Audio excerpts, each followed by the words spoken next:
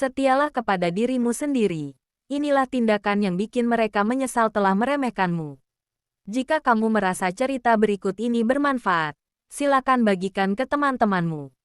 Jangan lupa subscribe, like, dan komen.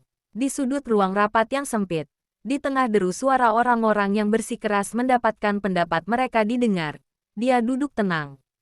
Tangan di atas meja, jari-jari melilit gelas teh yang sudah dingin. Matanya terfokus pada peta proyek yang terpampang di layar besar. Semua orang melihatnya sebagai seseorang yang tidak berani bicara, yang tunduk pada kehendak orang lain, yang tidak punya pendirian. Mereka berbicara lewatnya, membuat keputusan tanpa meminta pendapatnya, bahkan kadang menyindir dengan nada yang menyakitkan. Ah, dia aja gak apa-apa deh, yang penting kita sepakat. Tetapi di balik senyum yang lembut dan diam yang menyelimuti, ada api yang menyala. Bukan api kemarahan yang meledak, melainkan api motivasi yang tenang, mendalam, dan tidak terganggu. Api itu tidak berteriak, tidak membuat kehebohan, tapi ia membakar semangat untuk bekerja lebih keras, berpikir lebih jauh, dan membuktikan bahwa diamnya bukan tanda kekurangan, melainkan tanda kekuatan yang belum terungkap. Itulah awal dari cerita seorang perempuan bernama Lina, yang bekerja di sebuah perusahaan teknologi yang penuh dengan orang-orang yang percaya bahwa keberanian berarti berteriak terkuat, dan kepemimpinan berarti menguasai percakapan. Lina baru saja masuk sebagai staf riset dan pengembangan, dan dari hari pertama, dia sudah merasakan bagaimana dia diremehkan. Rekan-rekannya yang lebih tua selalu menggangguku ketika dia mau bicara, katakan bahwa ide-idenya terlalu lambat, atau tidak relevan, dengan kecepatan perkembangan industri. Bahkan atasan dia, Pak Rudy, sering mengabaikannya ketika dia mau menyampaikan hasil penelitiannya. Katakan bahwa dia harus lebih berani menonjol. Tetapi Lina tidak marah, dia hanya tersenyum, mengucapkan terima kasih atas masukan, dan kembali ke meja kerjanya. Dia tahu bahwa marah tidak akan mengubah apa-apa, hanya akan membuat dia terlihat tidak profesional dan memperkuat pandangan orang-orang bahwa dia tidak mampu mengendalikan emosinya. Sebaliknya, dia mengalihkan energi kemarahannya menjadi motivasi untuk bekerja lebih giat. Setiap malam, dia pulang kerja, tapi tidak langsung tidur. Dia membaca buku tentang teknologi terbaru, meneliti tren pasar, dan menyempurnakan ide-ide yang pernah dia sampaikan tapi ditolak. Dia menulis catatan rahasia, menuliskan semua komentar yang menyakitkan sebagai pemicu untuk lebih baik. Mereka meremehkan diamku, tulisnya satu hari. Tapi nanti mereka akan menyadari bahwa diamku adalah tempat di mana saya menyusun rencana untuk membuktikan mereka salah. Beberapa bulan berlalu, perusahaan sedang menghadapi masalah besar. Sebuah proyek yang sudah dibiayai jutaan rupiah ternyata gagal di uji coba, dan semua orang panik. Para pemimpin perusahaan berkumpul di ruang rapat yang sama, berteriak satu sama lain, menyalahkan satu sama lain. Tidak ada yang punya solusi.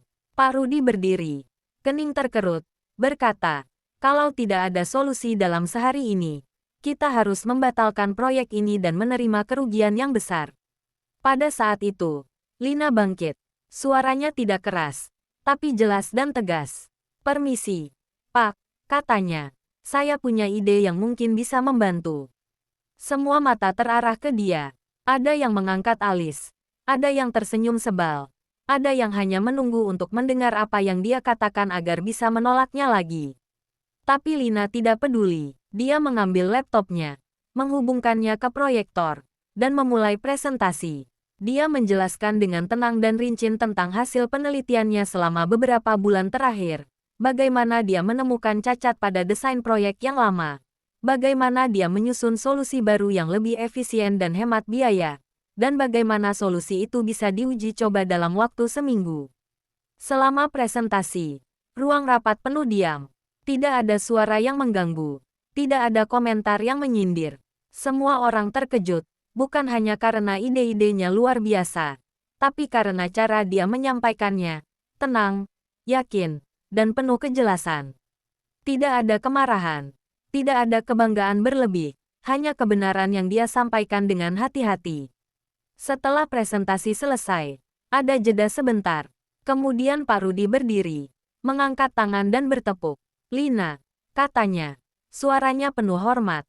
Ini adalah solusi yang kita cari. Bagaimana kamu bisa menemukan ini tanpa memberitahu kita? Lina tersenyum. Seperti biasa. Saya hanya bekerja. Pak, katanya. Saya tahu bahwa banyak orang meremehkan diamku.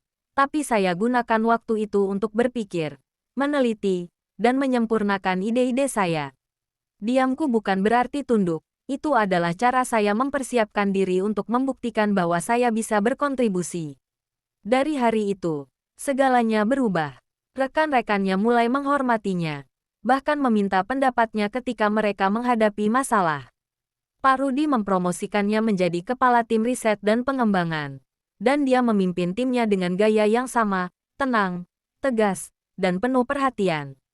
Orang-orang yang pernah meremehkannya sekarang merasa menyesal. Mereka menyadari bahwa mereka telah melewatkan kesempatan untuk mengenal seseorang yang luar biasa hanya karena dia tidak suka berteriak. Cerita Lina hanyalah salah satu contoh dari bagaimana motivasi tenang dan diam bisa lebih kuat daripada kemarahan yang meledak. Banyak orang percaya bahwa untuk mencapai tujuan, kita harus berteriak, berjuang, dan menunjukkan keberanian dengan cara yang terlihat.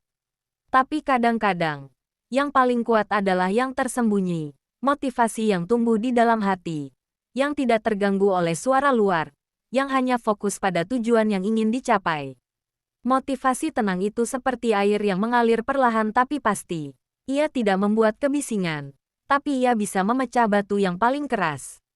Ia tidak berteriak, tapi ia berbicara dengan kebenaran yang tidak bisa disangkal.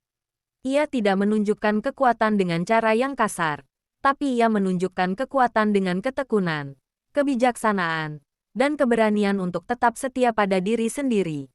Di dunia yang penuh dengan kebisingan dan persaingan, kadang-kadang kita merasa terpaksa untuk bergabung dengan keramaian itu, untuk berteriak agar didengar, untuk berjuang agar mendapatkan tempat. Tapi kita lupa bahwa diam juga bisa menjadi senjata yang kuat. Diam memberi kita waktu untuk berpikir, untuk merenungkan, untuk menyusun rencana yang baik. Diam memberi kita kekuatan untuk menahan emosi, untuk tidak terganggu oleh kata-kata yang menyakitkan, untuk tetap fokus pada tujuan yang kita cari. Orang-orang yang memiliki motivasi tenang seringkali diremehkan. Orang-orang berpikir bahwa mereka lemah, bahwa mereka tidak berani, bahwa mereka tunduk pada kehendak orang lain. Tapi nanti, mereka akan menyadari bahwa mereka salah. Mereka akan menyadari bahwa diam itu bukan tanda kekurangan, melainkan tanda kekuatan yang belum terungkap. Mereka akan menyadari bahwa orang yang tenang itu adalah orang yang paling berani, karena mereka berani tetap setia pada diri sendiri meskipun dunia sekitar mereka terus berteriak. Misalnya, ada seorang pria bernama Budi yang bekerja di sebuah toko buku. Dia adalah orang yang pendiam, jarang bicara, selalu sibuk membaca buku atau mengatur rak. Pelanggan seringkali menganggapnya sombong atau tidak peduli, dan rekan-rekannya juga meremehkannya. Tapi Budi tidak peduli. Dia mencintai buku, dan dia ingin berbagi cinta itu dengan orang lain. Setiap hari, dia mempelajari seluk-beluk setiap buku di toko, memahami isi dan pesan yang disampaikannya. Ketika pelanggan datang mencari buku yang sesuai dengan keinginan mereka, dia bisa memberi saran yang tepat dan membantu mereka menemukan buku yang mereka cari. Pada awalnya, tidak banyak pelanggan yang mempercayai dia. Tapi seiring waktu, kata tentang kemampuan Budi menyebar. Pelanggan mulai datang ke toko hanya untuk bertanya padanya, dan mereka selalu puas dengan saran yang dia berikan. Akhirnya, pemilik toko menyadari bahwa Budi adalah aset berharga bagi toko, dan dia mempromosikannya menjadi manajer. Rekan-rekannya yang pernah meremehkannya sekarang merasa menyesal. Mereka menyadari bahwa mereka telah melewatkan kesempatan untuk mengenal seseorang yang cerdas dan penuh kasih hanya karena dia pendiam. Atau ada seorang anak muda bernama Ayu yang ingin menjadi seniman. Dia seringkali duduk di taman, melukis pemandangan sekitarnya. Orang-orang seringkali berjalan melewatinya, melihat lukisannya dengan mata yang tidak peduli. Bahkan kadang menyindir bahwa lukisannya tidak cantik atau tidak berharga. Tapi Ayu tidak berhenti. Dia melukis karena dia mencintainya. Karena itu adalah cara dia mengekspresikan perasaan dan pemikirannya. Dia menggunakan komentar yang menyakitkan sebagai motivasi untuk melukis lebih baik, untuk menemukan gaya sendiri, untuk menciptakan karya yang benar-benar unik. Beberapa tahun berlalu, Ayu mengirimkan beberapa lukisannya ke pameran seni nasional. Semua orang terkejut ketika lukisannya terpilih sebagai salah satu karya terbaik, dan dia memenangkan hadiah utama. Orang-orang yang pernah meremehkannya sekarang datang ke pameran, melihat lukisannya dengan mata yang penuh kagum.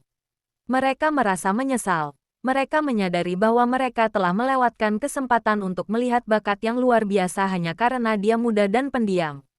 Semua cerita ini menunjukkan bahwa motivasi tenang dan diam bukan berarti tunduk. Ini adalah tindakan yang bijak, tindakan yang penuh kekuatan, tindakan yang bikin mereka yang meremehkan merasa menyesal. Karena orang yang tenang itu adalah orang yang paling berani. Mereka berani tetap setia pada diri sendiri. Berani bekerja keras tanpa mencari perhatian.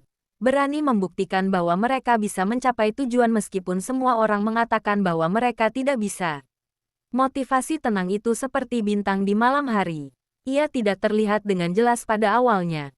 Tapi seiring waktu, ia akan menyinari langit dengan cahaya yang terang dan megah. Ia tidak membuat kebisingan, tapi ia memberikan cahaya dan harapan bagi mereka yang sedang dalam kegelapan. Ia tidak berteriak, tapi ia berbicara dengan bahasa yang semuanya bisa pahami. Bahasa cinta, bahasa harapan, bahasa keberanian. Jadi, jika kamu adalah orang yang pendiam, jangan merasa malu. Jangan merasa bahwa kamu lemah atau tidak berani. Gunakan diammu sebagai tempat untuk membangun motivasi yang kuat, untuk berpikir lebih jauh, untuk bekerja lebih keras. Ingatlah bahwa diammu bukan berarti tunduk. Itu adalah tindakan yang bikin mereka yang meremehkan merasa menyesal. Ingatlah bahwa kamu adalah bintang yang akan menyinari langit, bahkan jika sekarang kamu masih tersembunyi di balik awan. Ingatlah kata-kata yang diajarkan oleh Lina, Budi, dan Ayu, motivasi tenang dan diam bukan berarti tunduk. Itu tindakan yang bikin mereka menyesal telah meremehkan. Jangan biarkan orang lain menentukan siapa kamu atau apa yang kamu bisa lakukan. Tetap setia pada diri sendiri, bekerja keras, dan biarkan hasil kerjamu berbicara untukmu. Karena pada akhirnya, yang paling penting bukanlah seberapa keras kamu berteriak, melainkan seberapa jauh kamu bisa pergi. Jika kamu merasa cerita ini bermanfaat, silakan bagikan ke teman-temanmu supaya lebih banyak orang yang merasakan manfaatnya. Jangan lupa subscribe, like, dan komen. Nantikan cerita inspiratif lainnya. Terima kasih.